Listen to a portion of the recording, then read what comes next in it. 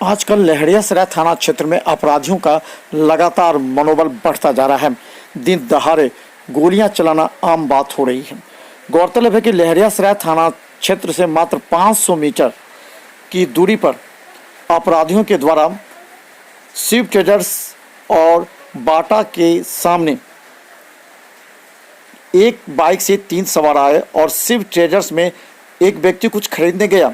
उसी वक्त लोहिया चौक की तरफ से मोटरसाइकिल पर 3 व्यक्ति आए और उन्होंने गोलियां चला दी।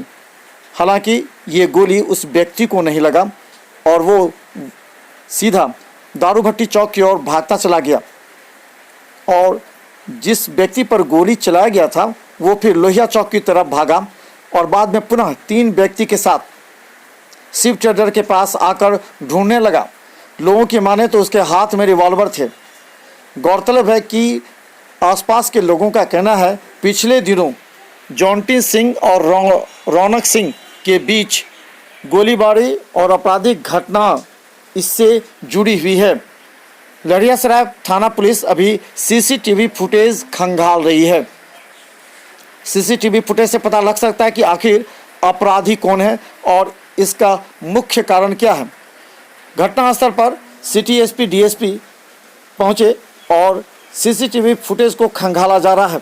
हालांकि दरभंगा में इस तरह का आपराधिक वारदात निश्चित तौर पर खुली चुनौती है लहरियासराय थाना पर। लहरियासराय थाना क्षेत्र में इस तरह अपराधी दिन दहाड़े बड़ी घटना को अंजाम देते हैं, हवाई फायर करते हैं, गोलियां चलाते हैं और मात्र वहां से 100 मीटर की दूरी लोहिया चौक पर पुलिस तैनात रहती है। यह है दरभंगा में अपराधियों का मनोबल। लगातार दहशत फैल गया है गोली चलने के बाद। देखते रहिए मिथला न्यूज़ पर।